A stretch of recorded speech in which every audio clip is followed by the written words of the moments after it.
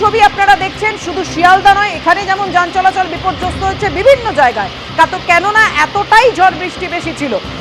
আমরা এই মুহূর্তে কলকাতার ছবি আপনাদের সামনে রেখেছি, জেলার বিভিন্ন জায়গায়, নদিয়ার ছবি আপনারা দেখছেন, শিলাবৃষ্টি পর্যন্ত হয়েছে।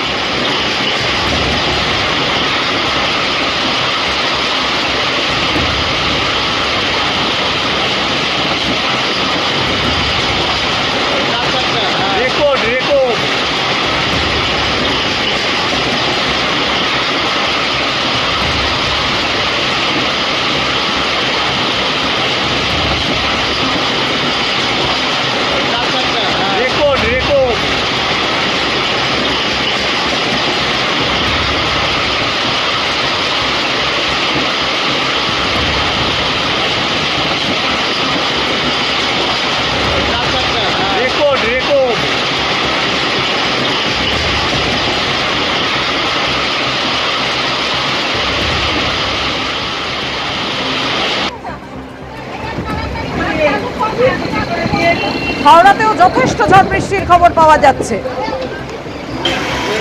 হ্যালো,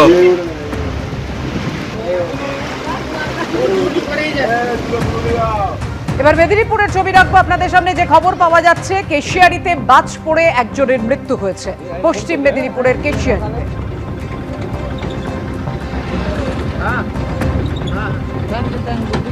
অসহ্য গরমে রাজ্য জুড়ে বজ্রবিদ্যুৎ সহ ঝড় বৃষ্টিতে খানিকটা স্বস্তি মিললেও যে খবর পাওয়া যাচ্ছে তা উদ্বেগের। পশ্চিম মেদিনীপুরের কেশিয়ারিতে বাজ পড়ে একজনের মৃত্যু হয়েছে। শিয়ালদায় মিত্র ইনস্টিটিউশনের সামনে ঝড়ে উপড়ে গেছে গাছ। ঝড় বৃষ্টির জেরে ট্রেন পরিষেবাতেও তার প্রভাব পড়েছে। সেই ছবি রেখেছি আপনাদের সামনে, শিয়ালদার ছবি।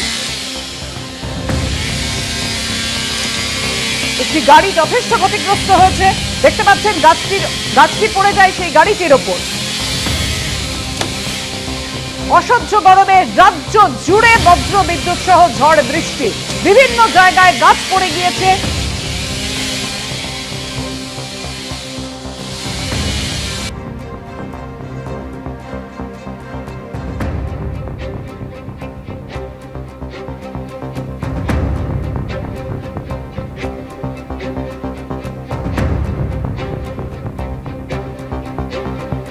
অসহ্য গরমে রাজ্য জুড়ে বজ্র বিদ্যুৎ সহ ঝড় বৃষ্টি।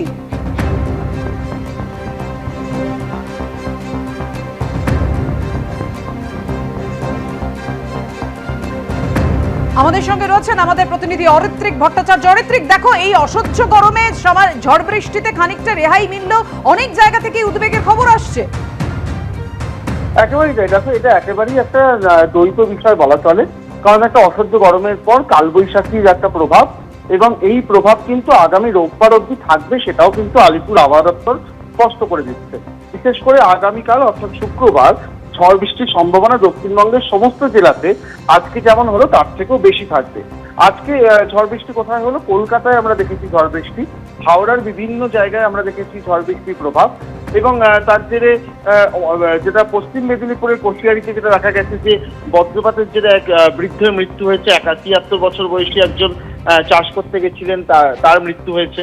এবং তার পাশে আমরা দেখেছি হচ্ছে ভীমপুর বা অন্যান্য জায়গায় নদিয়ার, সেখানে চাষের ব্যাপক ক্ষতি হয়েছে ঝড় বৃষ্টির ফলে, কারণ এই সময় প্রচুর ফসল রয়েছে এবং সেখানে ক্ষতির একটা আশঙ্কা রয়েছে। কিন্তু যেটা বাস্তব, যে এই যে ঝড় বৃষ্টি বা কালবৈশাখীর যে প্রভাব, সেটা আপাতত রোববার অবধি প্রায় প্রত্যেক দিনই দক্ষিণবঙ্গের বিভিন্ন জেলায় বিক্ষিপ্তভাবে সেই সম্ভাবনা রয়েছে। এবং আজকে আমরা দেখেছি যে বিভিন্ন জেলায় শুধুমাত্র বৃষ্টি হয়েছে এমন নয়, ঝোড়ো হাওয়ার দাপট অত্যন্ত বেশি ছিল এবং সেটাও কিন্তু অনেকটা ক্ষয়ক্ষতির কারণ হয়েছে। কিন্তু শারীরিকভাবে যেটা দেখা যাচ্ছে যে গরমের যে অস্বস্তি, সেটা কিন্তু অনেকটা কমছে, কারণ যেদিনই ঝড় বৃষ্টি হচ্ছে পরদিন দেখা যাচ্ছে যে তাপমাত্রা এই বৈশাখেও 20 ডিগ্রির নিচে নেমে আসছে। এই পরিস্থিতি আগামী দিন তিনেক বজায় থাকবে। আগামীকাল শুক্রবার দক্ষিণবঙ্গের অধিকাংশ জেলায় ঝড় বৃষ্টির প্রভাব কিছুটা বেশি থাকবে এমনটাই আশঙ্কা, এবং তার জেরে কিছুটা আবহাওয়ার দিক থেকে স্বস্তি মিললেও অন্যান্য ক্ষয়ক্ষতির আশঙ্কা থেকেই যাচ্ছে। এবং আরেকটা বলে রাখা দরকার যে আজকের যে ঝড় বৃষ্টি, তাতে কিন্তু কলকাতা এবং শহরতলি লোকাল ট্রেন পরিষেবায় কিছুটা প্রভাব পড়েছে।